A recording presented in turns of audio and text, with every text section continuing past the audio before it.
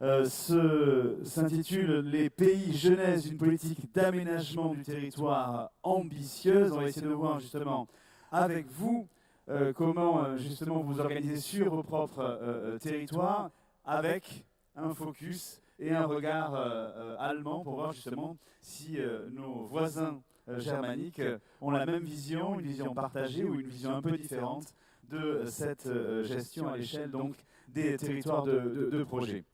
Alors avec nous, Laurent Rieter, géographe, enseignant, chercheur à l'université de Clermont-Ferrand, Nicolas Soré, tout au bout, qui est président du pays Nord de Lyon et premier adjoint au maire de Joigny, Josiane Correlou, qui est députée de Saône-et-Loire, et Hans-Günther Kleb, évidemment, que Raymond Val a présenté tout à l'heure, directeur général, planificateur en chef de la région Westphal en Allemagne. Alors l'idée de cette table ronde, c'est au travers de vos expériences, d'essayer de comprendre pourquoi 20 ans après, parce que finalement les pôles territoriaux ont fait leurs preuves, ils sont toujours là, ils peuvent constituer en tout cas un maillon fort de l'aménagement territorial pour justement un partage là aussi équilibré sur les projets de territoire. On va faire le point avec vous sur les projets, la genèse, la gouvernance justement, et puis l'aspect concertation et perspective qu'il peut y avoir sur ces territoires de projet. En premier lieu, Laurent Rieter, puisque vous êtes géographe, qu'est-ce qu'apportent les territoires de projet aujourd'hui et finalement, quels sont les défis auxquels ils sont confrontés? Alors oui, finalement, votre question, c'est deux choses. C'est un peu revenir un peu en arrière, hein, jeunesse d'une politique, et puis voir un petit peu peut-être les questions, les défis qui se posent. Alors en termes de bilan, voilà, un peu de diagnostic de cette jeune histoire, je crois qu'il y a 5 éléments qui me semblent importants à rappeler. Ils ont déjà été évoqués en filigrane dans les premières interventions. D'abord, ces pays, ces PETR, il y a cette question du territoire. Ça, c'est le premier élément. C'est vrai que je crois qu'on a peut-être un peu perdu de vue ça, mais c'était vraiment une nouvelle approche que de construire des territoires qui ne soient pas fondés uniquement sur des dimensions strictement administratives, mais qui viennent finalement d'une construction sociale, d'une construction liée à l'appropriation par les habitants, une identité collective qui s'inscrivent dans la durée avec l'idée d'organiser souvent ces pays autour d'une petite ville, d'une ville moyenne, voire d'une métropole aujourd'hui. Donc ça, le territoire, cette idée d'un nouveau territoire qui émane des habitants, ça c'était le premier élément assez nouveau dans un pays comme la France qui était habitué à son maillage administratif, qui continue toujours parfois à privilégier. Deuxième élément, c'est le projet. On a beaucoup parlé de projet depuis ce matin, et derrière le projet, c'est la stratégie finalement que ces territoires vont adopter. Et là, il y a aussi une dimension importante dans cette jeunesse, c'est finalement le choix qui est fait de privilégier des stratégies et des projets divers selon ces territoires, alors qu'ils peuvent aller évidemment de la valorisation des ressources spécifiques du territoire, qu'elles soient liées à des produits, à une dimension culturelle, à des savoirs, à des compétences, toutes ces ressources spécifiques à chaque territoire finalement, comment on les mobilise autour d'une stratégie. Ça peut être des stratégies liées, aujourd'hui peut-être davantage qu'hier, aussi à l'idée d'un développement durable qui recherche l'autonomie du territoire. Ça peut être des stratégies qui essayent de croiser finalement l'attractivité d'une ville, d'une métropole et puis un arrière-pays plus rural. Donc le projet, je crois que et la stratégie, c'est le deuxième élément fort de ces pays.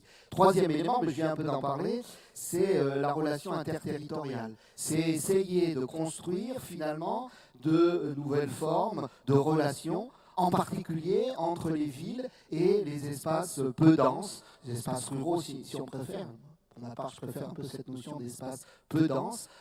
Et ces interactions, finalement, on le voit peu à peu au fil des années dans cette genèse, elles deviennent prégnantes, elles touchent presque tout. Que l'on parle de dimension de service au public, de santé, d'éducation, que l'on parle d'énergie, que l'on parle d'alimentation, que l'on parle de numérique, que l'on parle de foncier, que l'on parle de dimension de gestion des déchets, que sais-je, toutes ces questions aujourd'hui, elles sont bien au cœur des relations entre les villes, quelle que soit leur taille, et les espaces peu denses. Je rappelle toujours ces deux chiffres. Aujourd'hui, on a à peu près un gros tiers des Français qui sont actifs et qui vivent dans des espaces peu denses. Et c'est là où aujourd'hui la croissance démographique est la plus forte et où la croissance de l'emploi est la plus forte. Ça ne veut pas dire que d'un côté, il y a les espaces peu denses qui se développent tout seuls. Ça veut dire qu'au contraire, il y a des relations nouvelles qui se nouent avec les villes. Et qu'une partie de la création d'activités, de la création d'emplois se fait en périphérie de ces villes. Et donc finalement, cette alliance rural-urbain est vraiment au cœur à la fois du bilan actuel, mais aussi peut-être des défis. Quatrième élément, ça a déjà été dit, les pays, c'est vraiment l'idée de faire participer des acteurs publics, privés, associatifs, bref, la population dans sa diversité, avec une approche de la gouvernance qui était renouvelée quand ces pays sont apparus, autour notamment des conseils de développement, par exemple, et qui renvoie à l'idée que l'on peut améliorer, qu'on peut accroître la capacité, finalement, des différents acteurs à se mobiliser, à se coordonner, à co-construire, à avoir des visions partagées. Ça, c'était vraiment aussi tout à fait nouveau dans cette politique. Et puis, dernier élément auquel je tiens, c'est aussi l'idée que les pays ne sont pas toujours dans le faire, mais sont aussi dans la réflexion, dans la prospective. Beaucoup de pays ont engagé des approches prospectives. Quel sera le devenir de notre territoire dans 20 ans, dans 30 ans parfois? Et je crois que cette réflexion prospective, c'est un peu un des atouts des pays. Parce que d'une certaine façon, se projeter, préparer l'avenir, c'est aussi agir dans le présent. Bon, voilà un bref rappel un peu de tout ce que ces pays ont apporté. Alors maintenant, les défis. Les défis, là aussi, ils sont nombreux et ils posent question. Je pense que ces 2 journées vont permettre d'aborder un certain nombre de ces questions. Bon, là aussi, je vais être bref, j'en verrai 5 défis. Le premier défi, c'est comment on passe de territoires parfois identitaires, voilà, avec une identité collective, à de nouvelles formes de territoires qui sont plus des territoires de réseau, qui sont plus finalement des espaces dans un monde plus fluide. On a parlé du numérique, où il faut travailler le dedans et le dehors, dans lequel il faut gérer ensemble des biens communs, dans lequel il faut développer de nouvelles synergies, y compris entre les habitants du territoire et puis peut-être des originaires du territoire qui résident dans d'autres lieux. Donc cette question de créer... d'allier finalement des territoires identitaires et puis des territoires creusés qui démultiplient finalement les relations et les réseaux. Ça, c'est un premier défi. Il n'est pas simple.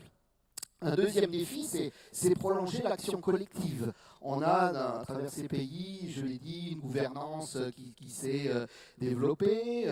On voit la plus-value de la coopération, mais comment on va plus loin dans l'action collective pour gérer des conflits qui se multiplient dans nos territoires, pour gérer la réciprocité, métropole, territoire peu dense, pour innover, continuer à innover. On sait que voilà, l'innovation, ça ne s'arrête pas et qu'il faut la continuer. On voit émerger de nouvelles formes, notamment d'innovation sociale dans ces territoires. Comment on continue à innover? Comment on crée de nouveaux outils publics-privés? Vous allez en reparler beaucoup. Comment aussi, peut-être, et le ministre Mézard l'a évoqué dans son propos, peut-être comment on change aussi un peu la manière de faire et on réduit un peu la part de ces appels à projets, de ces appels à manifestation d'intérêt, qui sont des grands dévoreurs de temps. Et finalement, comment on est peut-être un peu plus dans l'animation du territoire et de fait dans l'action collective. Le troisième élément, justement, c'est le temps. Moi, c'est une de mes grandes préoccupations, un grand élément de réflexion, comment on gère le temps qui nous manque tous, qui manque à la fois aux élus, à l'ingénierie des territoires, aux citoyens, comment on gère ce temps qui nous manque et comment on allie du temps dans l'action, du temps opératoire, et puis du temps pour la réflexion, du temps existentiel pour chacun.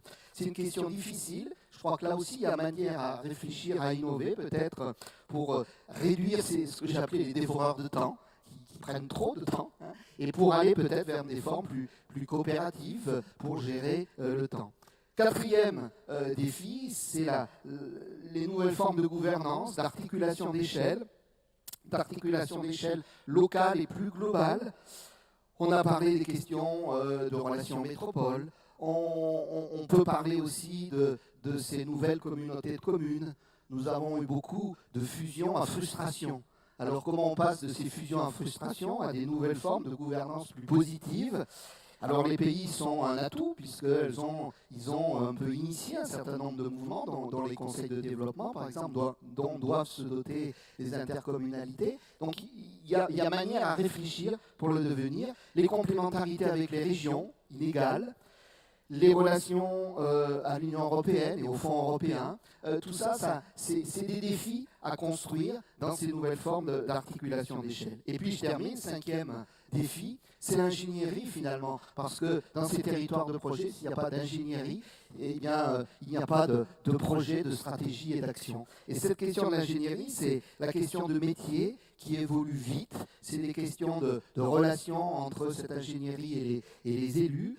C'est comment finalement on croise des projets, des stratégies, la quotidienneté de l'action, et puis aussi de l'animation et de l'expertise. Comment on parvient à allier de l'animation et de l'expertise dans les territoires. Ça, je crois que c'est un des grands défis pour demain. Merci Laurent Riotor, justement pour votre vision de géographe, à la fois sur le bilan de la gestation et des 20 ans d'existence de ces pays, et puis les défis auxquels justement ils sont confrontés. Alors maintenant, je vais me tourner vers les deux élus que nous avons sur cette table ronde pour justement savoir s'ils se reconnaissent dans ce bilan-là. Et je vais donner la parole, je n'ai pas de galant, mais je vais donner la parole au petit dernier, donc Nicolas Saury, président du pays Nord de Lyon, parce que justement Raymond Val disait il y a 262 territoires de projets qui ont été créés. Vous faites partie des derniers pays à être créés. Alors quand on entend Laurent Riotor qui exprime justement ce bilan des 20 années, est-ce que vous vous reconnaissez dans la genèse même de votre pays? Parce que vous l'avez créé pour faire quoi exactement? Alors, difficile pour moi de répondre à la question de comment ça se passe depuis 20 ans, puisque notre PETR du Nord de Lyon fêtera à peine ses 4 ans à la fin de l'année. Donc on est un très jeune pays. Sur une terre, le Nord de Lyon, qui historiquement n'a jamais réussi, n'a peut-être même jamais voulu se structurer. Alors que dans Lyon, on a des exemples comme la Puisaye-Forterre qui depuis 40 ans ont appris à travailler ensemble, avec néanmoins, ce que nous n'avons pas nous dans le Nord de Lyon, une identité forte. Donc on a lancé ce PETR, on pourrait dire parce que les élus... l'intelligence des territoires, l'intelligence des élus locaux ont pris conscience que nous devions nous rassembler pour porter une vision commune, une stratégie. Ce serait une jolie façon de réécrire l'histoire, très honnêtement. La réalité, c'est que c'est d'abord la contrainte qui nous a enfin amenés à nous parler. Alors je dis nous, moi je suis un jeune élu, je préside la communauté de communes du Jeuminien depuis 10 ans, mais ces affaires-là sont bien plus vieilles. Mais c'est d'abord la contrainte de porter un SCOT, la nécessité, et la nécessité posée par la région Bourgogne-Franche-Comté de dire si vous ne vous structurez pas, les subventions régionales, vous les verrez passer, elles ne s'arrêteront pas. Ça a permis de réfléchir assez vite, ce genre d'argument. Voilà. Donc, ça c'est la véritable histoire. Et néanmoins, une fois qu'on a pris conscience de ça, on a évidemment cherché à positiver toute cette structuration. Moi, je suis un militant convaincu des structures intercommunales, intercommunalités et aujourd'hui les pays, même s'il est vrai que créer un pays, alors que Lyon était une terre blanche d'intercommunalité.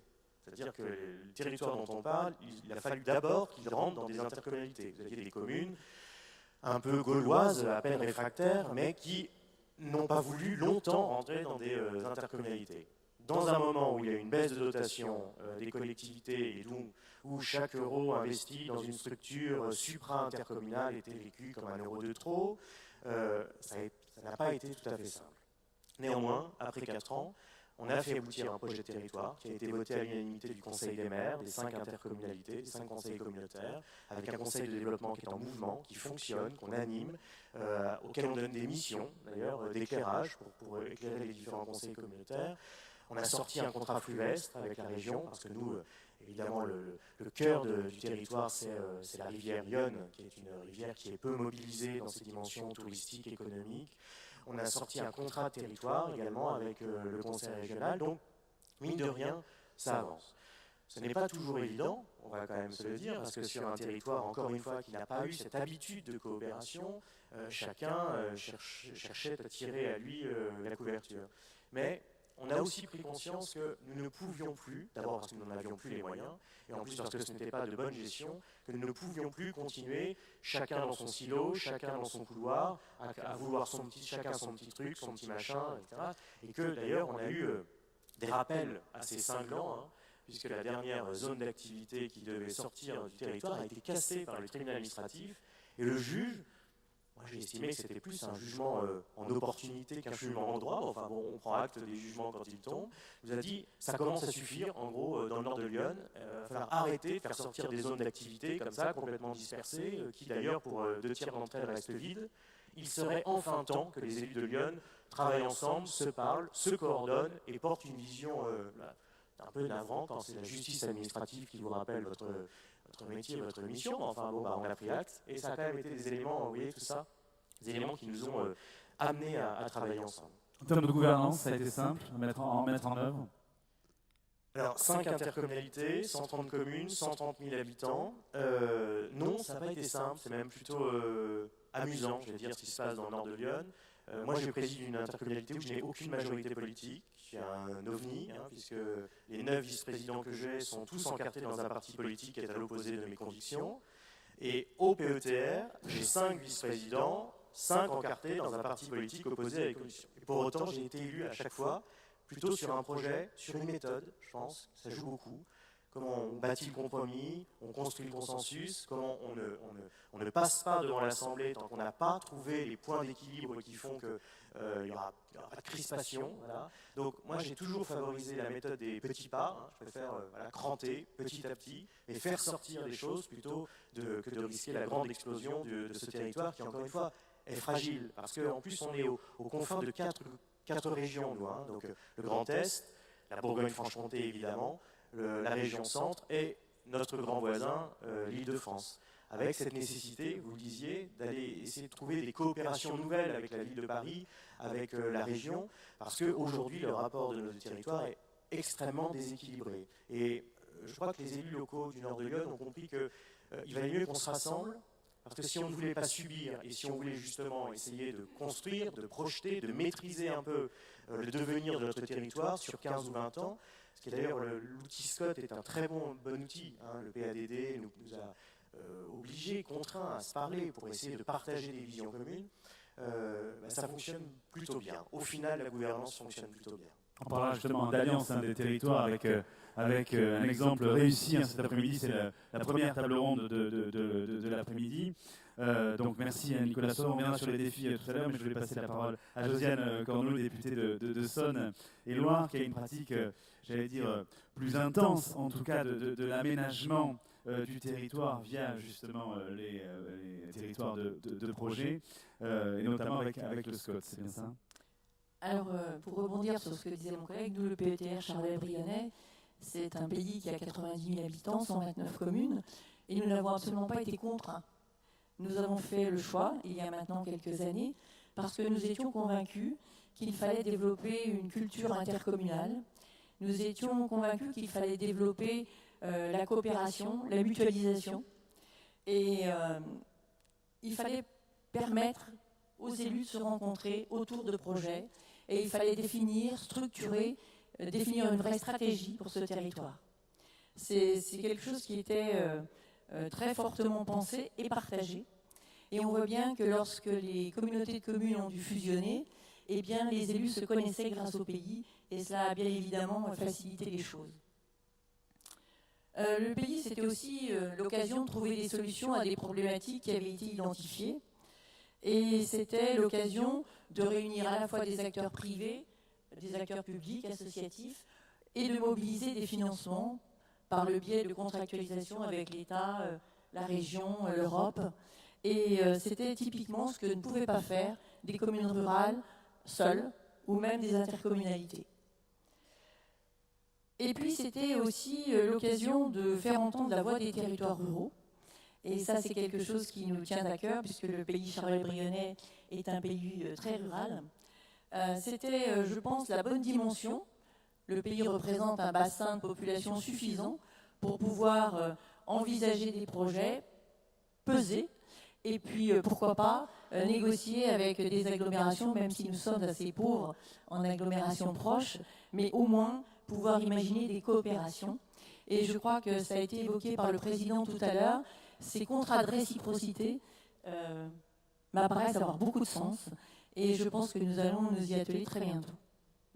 Alors, on parlera justement des contrats de réciprocité aussi cet après-midi. Concrètement, sur l'aménagement de votre territoire, ça a permis de travailler autour de quel projet?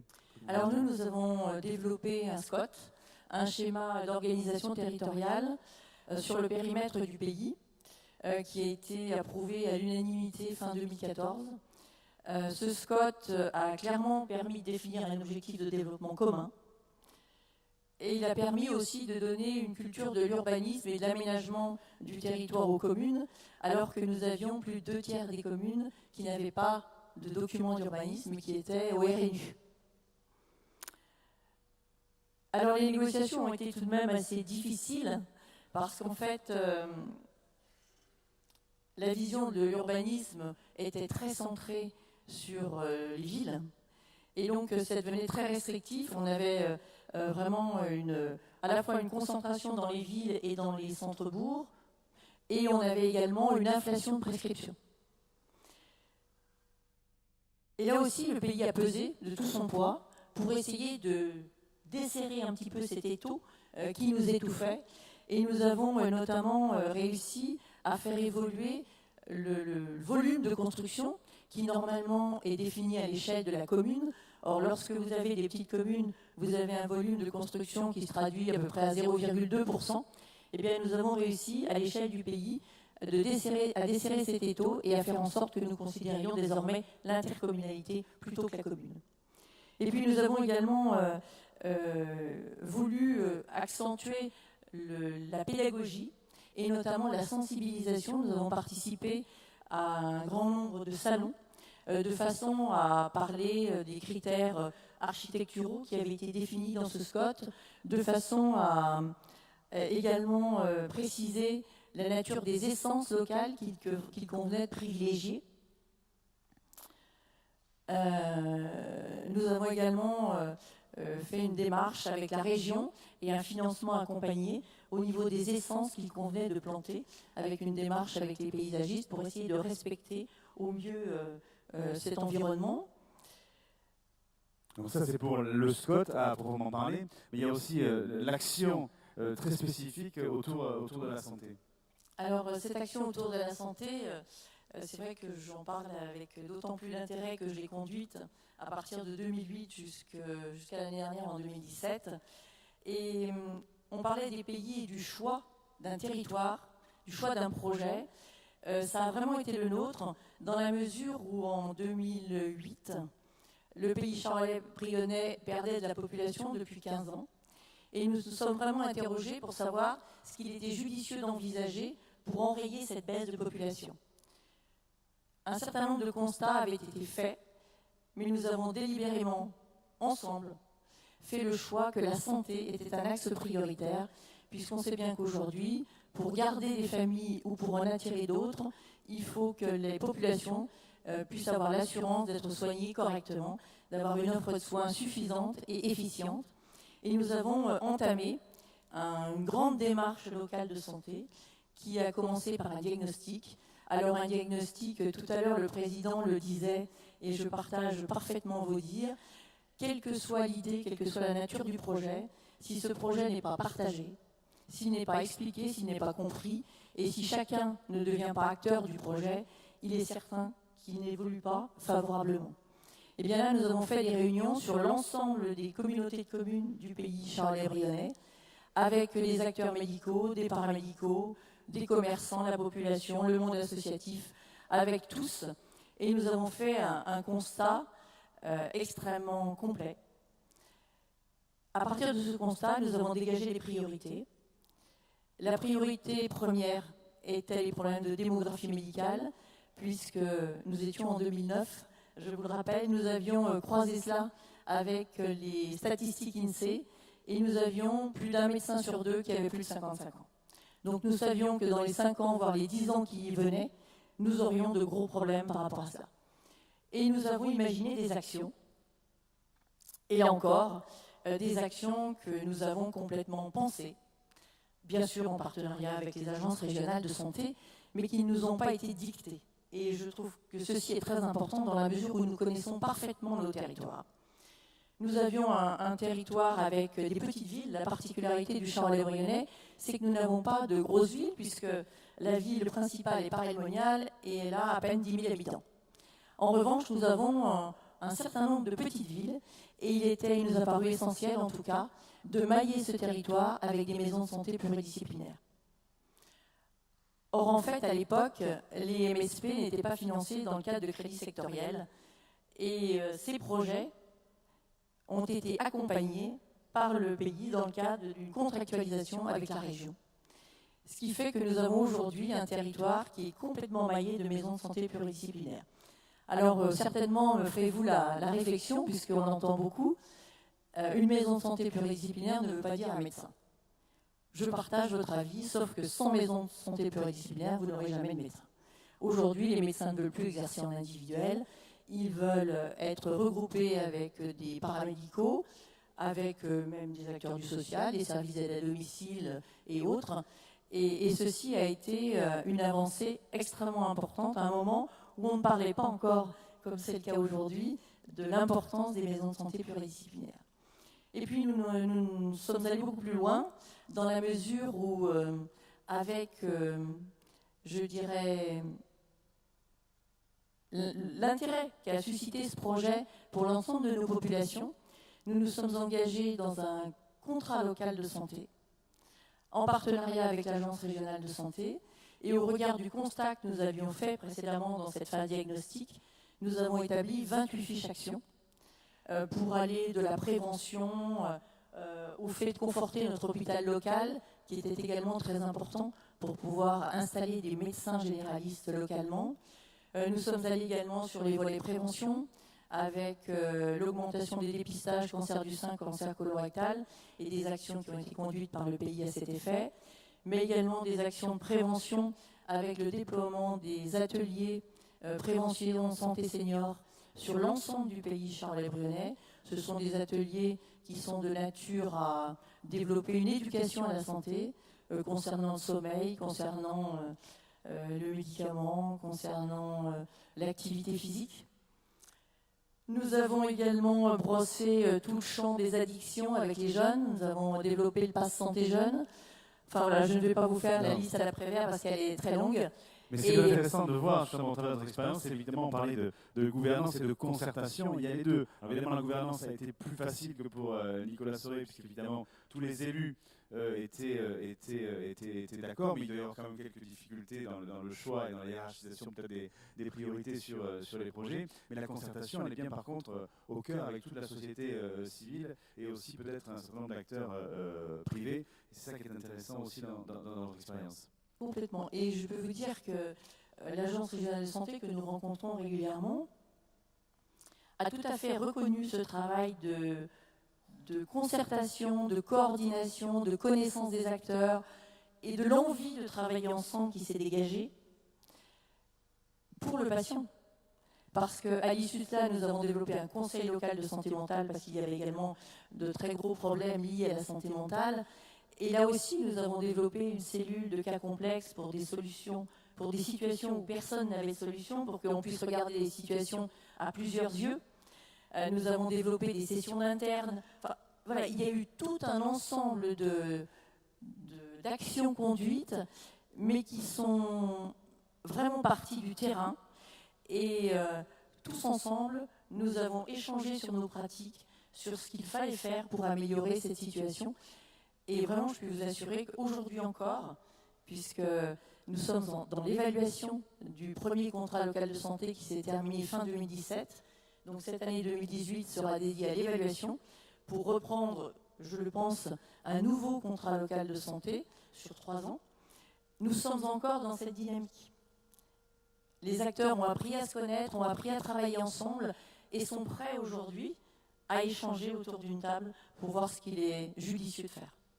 Laurent Liotard parlait tout à l'heure des défis justement auxquels les territoires de projet doivent justement affronter dans les années qui viennent, notamment la place de l'ingénierie. Pour pouvoir monter justement ce projet par exemple de maison de santé, vous avez été aidé. Comment vous avez trouvé l'ingénierie pour pouvoir le développer sur l'ensemble de vos territoires?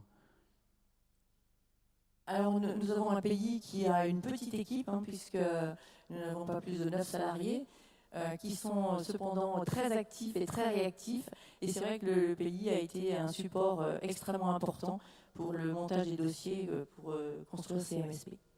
Nicolas Sauvé, c'est la même question pour vous, parce que vous êtes un pays un peu plus jeune, mais dans les défis justement auxquels vous allez être confrontés, il y a effectivement la gestion du temps, ça c'était, je pense que c'est commun à chacun des élus dans la gouvernance, mais pour aller plus loin dans l'action collective, il faut aussi s'appuyer sur une ingénierie technique en fonction donc, des projets. Comment vous organisez?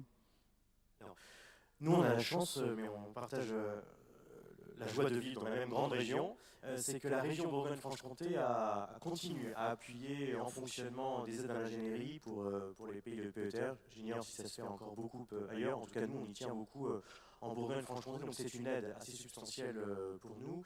Alors moi, j'ai le malheur de ne pas avoir une équipe de 9 personnes.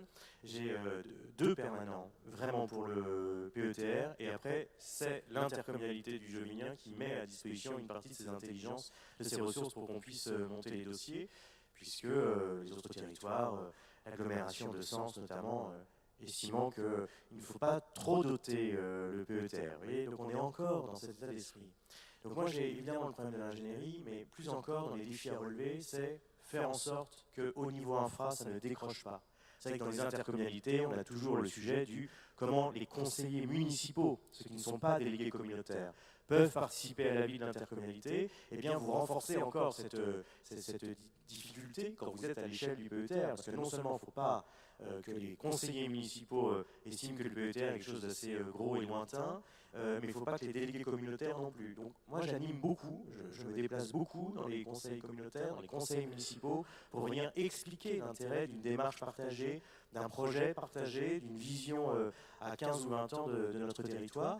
Et puis, mon gros appui, c'est quand même la société civile, c'est ce conseil de développement qui, lui, vient bousculer, mais au sens le meilleur du terme, le conseil syndical. C'est-à-dire que, j'ai le droit de le dire ici, je ne serai peut-être pas rapporté dans l'Union républicaine, mais en gros, souvent, le conseil de développement me permet de contourner le conseil. Quand je sens qu'il y a un blocage politique, je fais monter la société civile qui, elle, dit nous, on attend.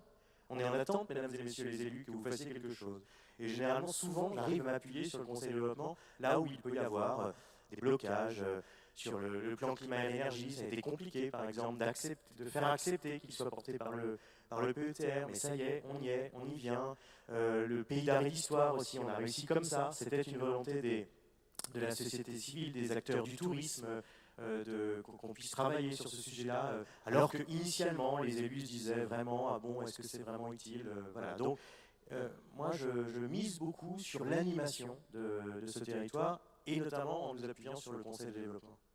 Justement, on va s'intéresser maintenant à la vision allemande, justement, de ces territoires de projet. On va passer donc la parole à Hans-Günther Kleeb, directeur général, planificateur en chef donc, de la région de Westphal en Allemagne. Et vous nous avez justement proposé votre vision avec un PowerPoint. Donc je vous demandais de me rejoindre ici au pupitre pour que vous présentiez justement votre stratégie, votre politique d'aménagement et comment vous la menez en Allemagne.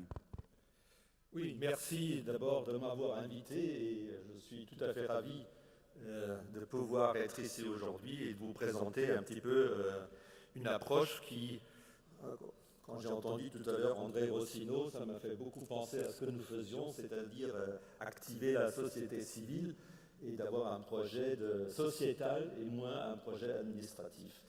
Et ce que vient de dire mon prédécesseur, de contourner parfois les politiques à l'aide de la société civile, c'est un peu aussi la recette que nous avons. Vous m'excuserez si je vous présente d'abord en quelques mots ou en quelques phrases mon territoire, parce que je ne suis pas sûr que tout le monde le connaisse parfaitement, et donc je vais d'abord vous dire 2-3 mots aussi sur les enjeux, vous le présenter, vous donner une idée de qui nous sommes et ensuite de vous dire comment on a fait et peut-être de vous dire ce qu'il ne faut peut-être pas copier. Voilà, donc d'abord cette région du Palatinat occidental. Ensuite, quelques mots sur la structure qu'on a créée il y a maintenant 6 ans et demi et quelques exemples de projets concrets. Pour vous donner une idée, voilà le territoire sur la partie sud. Il est frontalier avec la France à la hauteur de Bitche, de Sarreguemines, etc. Donc pas trop loin d'ici. Vous voyez la taille à peu près, donc 3 villes, 4 districts.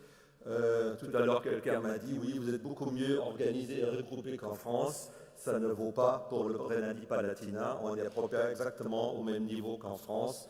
C'est-à-dire, si vous divisez nos 520 000 habitants par 313 communes, vous arrivez au même taux qu'en France et au même taux d'émiettement qu'en France.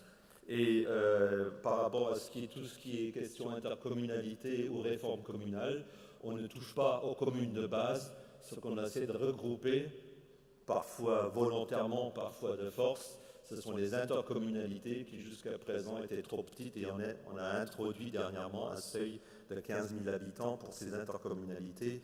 D'abord, des regroupements volontaires avec un appât financier et pour ceux qui ne voulaient pas, ensuite on les a essayé de les forcer jusqu'au moment où les tribunaux s'en occupent. Pour vous donner une idée, le territoire est un peu plus grand que la Sarre, mais qui a le double en habitants. Donc on est un territoire rural avec 3 villes et en tout 520 000 habitants. Voilà. Quelques impressions. Parfois, quand il y a des gens qui n'ont jamais été en Allemagne, ils croient que c'est un grand site industriel et qu'il n'y a pas de nature. Ce n'est pas le cas. On a entre autres la plus grande forêt d'Allemagne, qui est la prolongation au nord du parc naturel des Vosges du Nord, pour ceux qui n'y ont pas encore été. J'ai choisi de pointer sur une question qui est le profil économique et scientifique et de laisser de côté les autres pour juste vous donner une petite idée où on se positionne. C'est essentiellement le génie mécanique, l'automobile, l'informatique ces dernières 15 années, surtout dû aussi à la reconversion de beaucoup de sites industriels et militaires dont on ne savait pas trop quoi faire. On est relativement fort à l'exportation avec plus de 60%, une spécificité du territoire et la présence américaine. Jusqu'à aujourd'hui, dans la zone de Kaiserslautern, qui est la plus grande ville de la région, avec à peu près 100 000 habitants, ça rajoute à peu près 60 000 militaires américains et de l'OTAN. On compte à peu près, vous l'avez vu, les 150 000 employés. Et l'héritage de la présence américaine fait qu'il y a une assez forte maîtrise de l'anglais, ce qui est parfois avantageux quand vous avez des entreprises internationales qui veulent se localiser.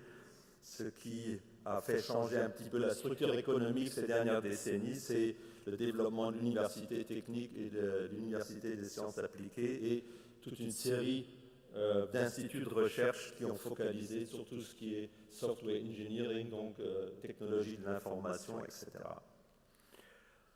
Donc vous allez me dire tout va bien? Non, pas encore tout à fait. Il y a bien sûr quelques faiblesses et c'est à ces faiblesses justement que notre structure a essayé de réagir avec des projets, avec des nouvelles stratégies. Baisse de la population. On nous avait prédit moins 30%, bon, on n'y croit plus tellement, ce seront peut-être moins 20% jusqu'en 2060. Vous savez que l'Allemagne a depuis des décennies une baisse de la natalité forte. Un départ des jeunes qui n'améliore pas la situation, qui vont surtout dans les grandes agglomérations. Des très petites structures communales et fragmentées, vous connaissez ça en France aussi. Une concurrence interrégionale avec des structures en double que personne ne peut se payer. En fin de compte, c'est la pression dont parlait aussi mon collègue. Et un manque de confiance en soi. Donc, on n'est pas tellement fier de son territoire. Ce qui est intéressant, on a une meilleure image de l'extérieur que de l'intérieur. Donc, pour vous dire, sur certaines zones aussi, une accessibilité améliorée et une infrastructure numérique. Réseau haut débit, couverture GSM, qui est problématique, et j'y reviendrai plus tard, c'est le résultat d'une faible densité de population, d'une topographie défavorable, donc assez montagneuse, et d'une privatisation de ces services. Le secteur public, Eh bien, vous savez tous, depuis quelques années, nous avons des gouvernements qui visent ce qu'ils appellent ce fameux zéro noir, donc la fin de l'endettement, de reconduire l'endettement. Donc, depuis 20 ans, on a des politiques très strictes en termes de finances. La conséquence, c'est que les plus grands employeurs de notre région, qui sont des institutions publiques, sont dans une certaine incapacité d'agir parce qu'ils n'ont pas d'argent et on leur interdit de s'endetter davantage. On a les villes avec le plus haut endettement par tête de population de toute l'Allemagne, donc pour vous dire. C'est un enjeu qui est pas évident. Donc, faible population et avec des enjeux parfois importants, je l'ai évoqué, la reconversion militaire, la restructuration industrielle. On a hérité dans le land de Rhénanie-Palatinat, après la fin de la guerre froide, environ 655 sites militaires, aéroports et tout ce que vous voulez, dont personne n'avait vraiment besoin. L'économie a certaines caractéristiques. Dans notre zone, contrairement à la zone voisine qui est sur le Rhin avec Mannheim, Heidelberg, etc., où il y a des très grandes entreprises, la BASF, SAP, etc., dans notre territoire, il n'y a pas de grandes entreprises, il n'y a que des PME. Donc, elles aussi ne s'engagent pas et n'ont pas aussi la capacité financière à soutenir des initiatives régionales telles que le font les grandes entreprises. On observe depuis quelques années et décennies un rachat systématique de ces entreprises, de ces PME, par soit des grandes boîtes nationales, soit étrangères.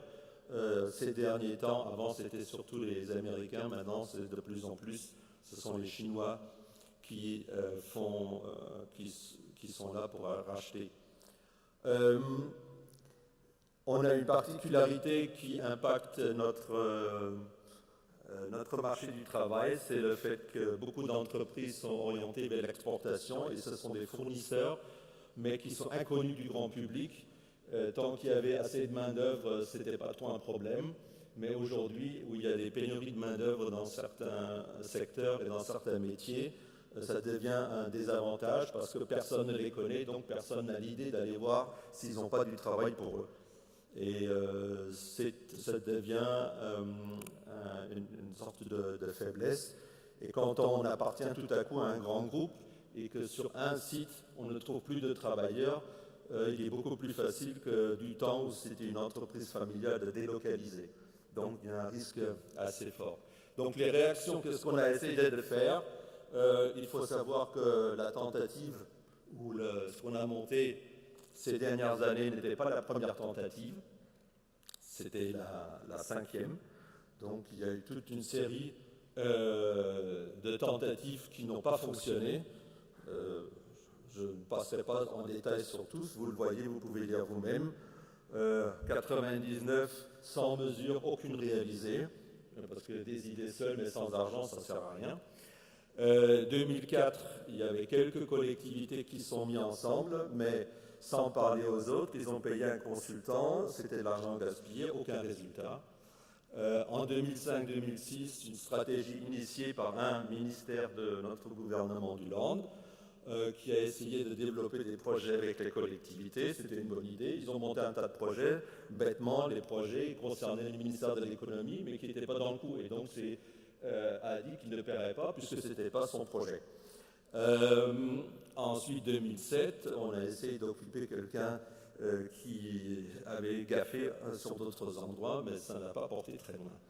Donc, vous voyez beaucoup de tentatives et chaque fois des échecs. Qu'est-ce qui était commun à toutes ces tentatives? C'est que l'économie et le secteur privé, la société n'étaient pas impliqués et ça manquait aussi de neutralité politique parce que c'était soit quelque chose qui venait d'un certain parti ou d'un certain gouvernement, mais sans impliquer les autres. Alors bon, qu'est-ce qui s'est passé à la fin 2011, début 2012? Eh bien, un certain nombre d'acteurs de l'économie privée, ayant vu comment les voisins avaient fait dans la région métropolitaine Rhein-Neckar qui est à l'est, où c'était à l'époque le chef de la BASF qui en avait, comme vous dites en France, ras-le-bol, et qui a mis pression sur la société politique.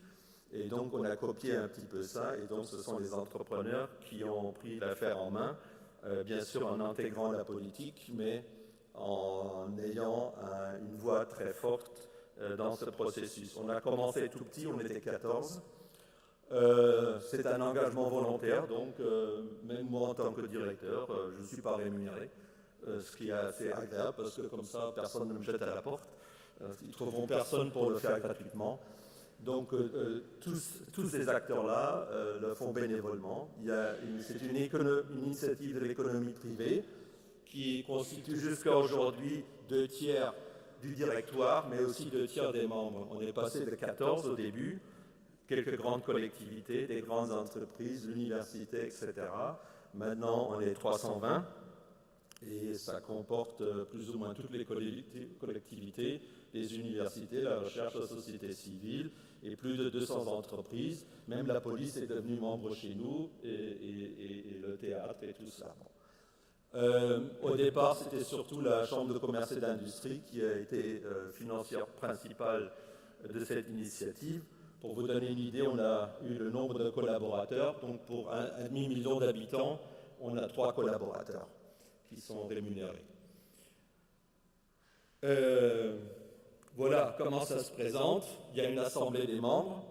On a un statut d'association, mais la question du statut n'est pas tellement importante. C'est pour nous donner une certaine flexibilité. Il y a aussi un conseil consultatif où se retrouvent des voisins ou des partenaires qu'on peut difficilement intégrer dans cette association. Il y a par exemple 5 ministères qui sont représentés dans ce conseil, ou par exemple les Américains ou les voisins ou d'autres.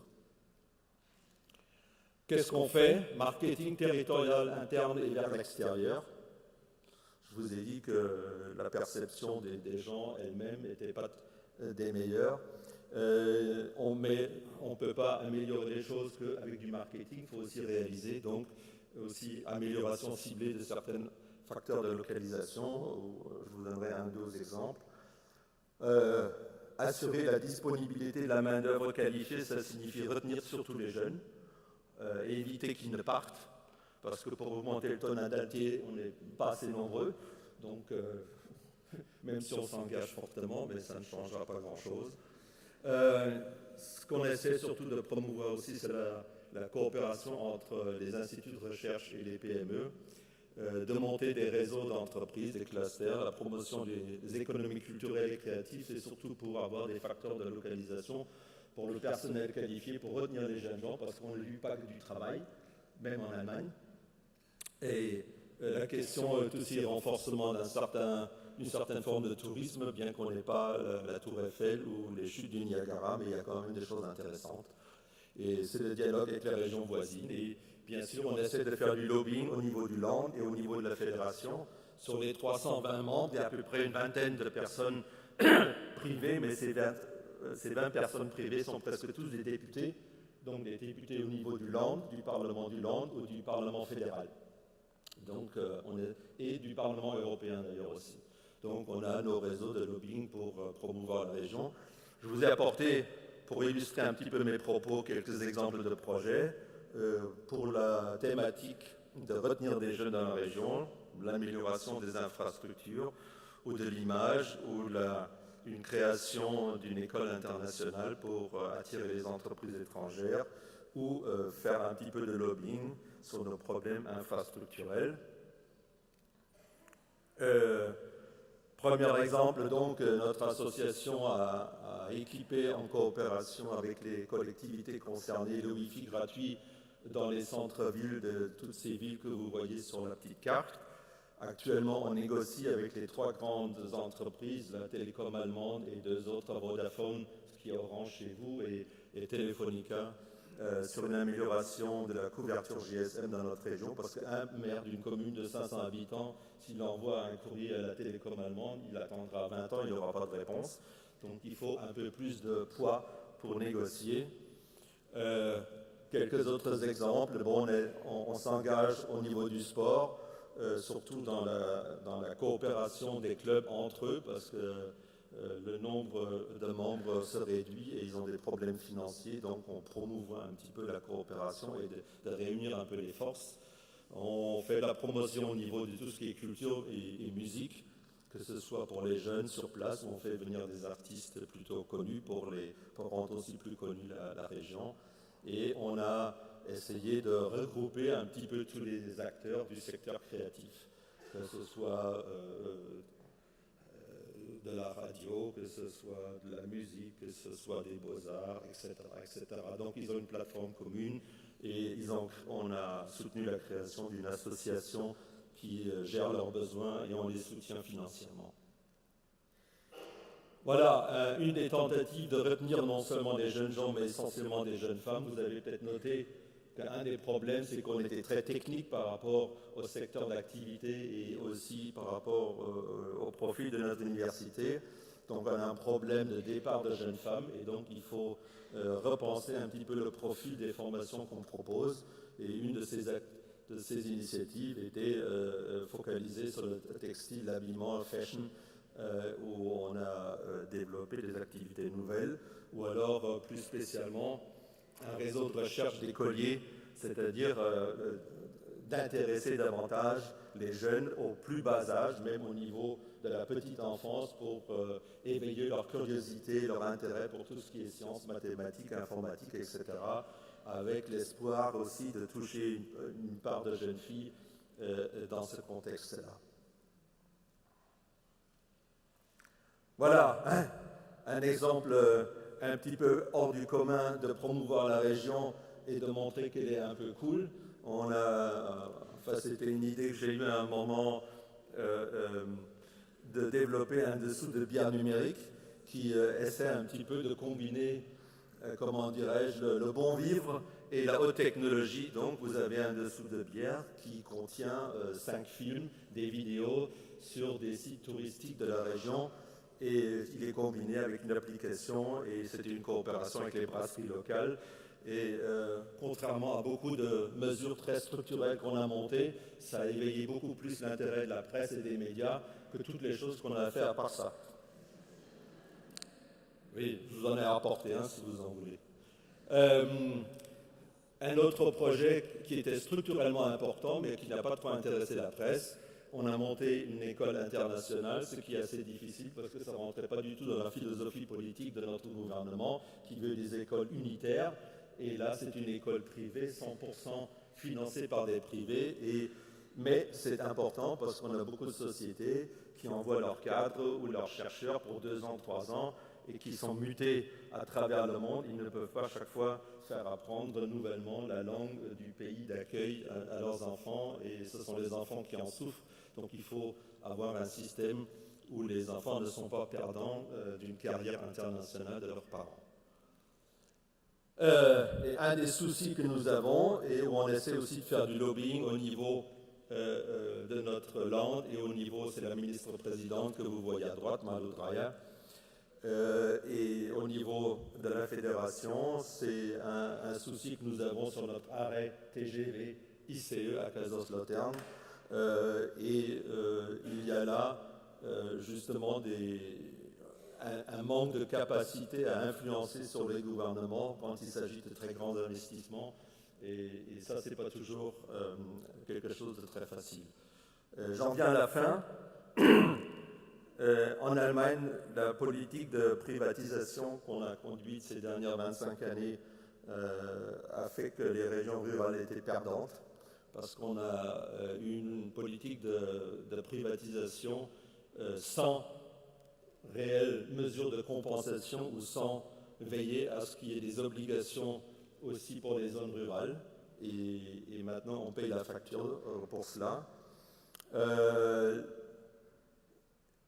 Des initiatives locales qu'on essaie de monter sont souvent aussi des initiatives qui essaient de compenser les effets négatifs de développement qui se font à un autre niveau, comme notre initiative à nous, parce que normalement ce que nous sommes en train de faire, c'est normalement pas notre boulot, c'est normalement au gouvernement de le faire, ce serait aux collectivités, aux landes de le faire, mais ils ne le font pas, donc on le fait par défaut.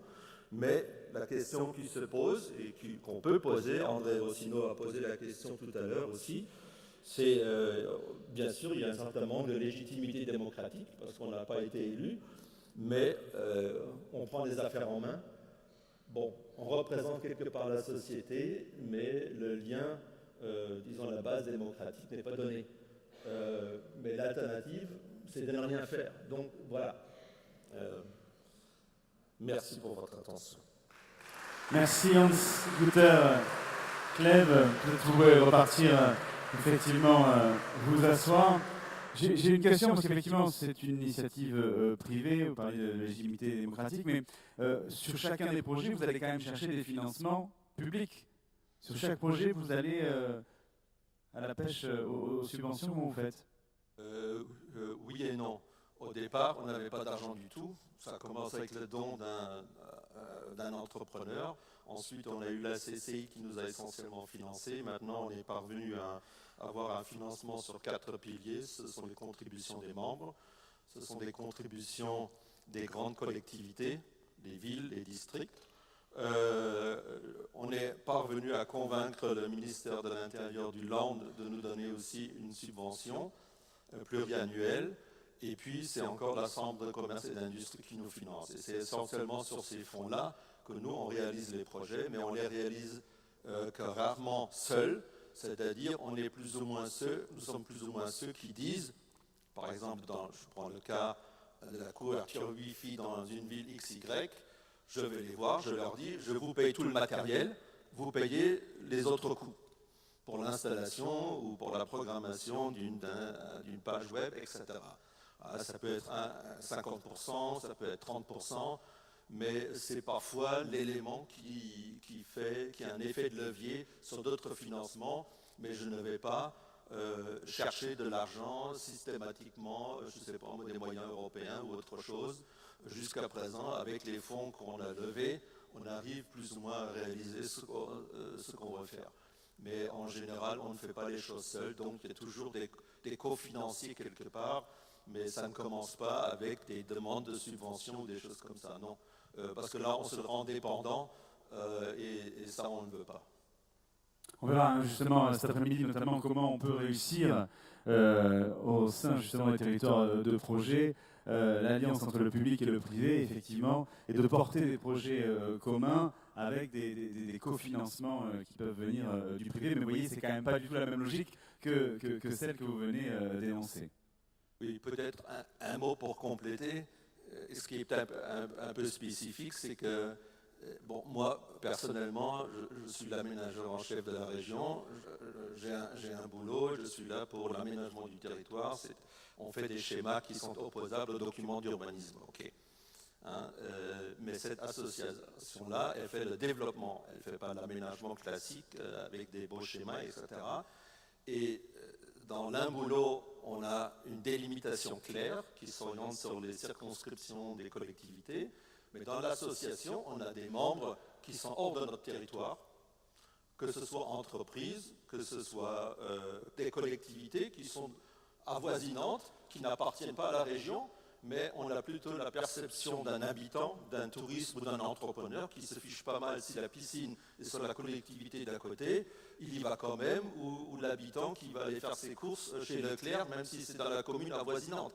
Donc on a une perception de la société, une perception qui ne s'oriente pas sur les limites administratives, ce n'est pas le facteur dur, tandis que dans l'autre secteur, c'est clairement délimité, il y a des procédures et tout ça. Mais là, on est libre, la banque de la Sarre est membre chez nous, tout comme des entreprises du Bade-Württemberg ou de Francfort.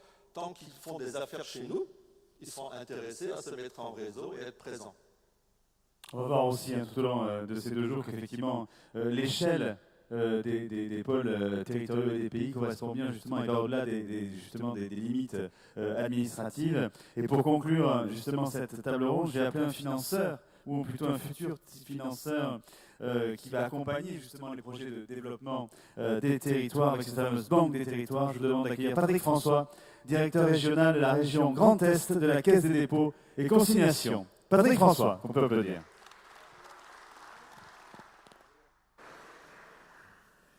Merci de m'accueillir Et merci d'accepter que j'arrive comme ça, un peu comme le coucou, au dernier moment. Mais vraiment, les quelques paroles que je viens d'entendre, j'étais à côté de Raymond Val et on se disait à l'instant, mais c'est décoiffant. Alors je ne sais pas si toute la table ronde a été comme ça, et si le début...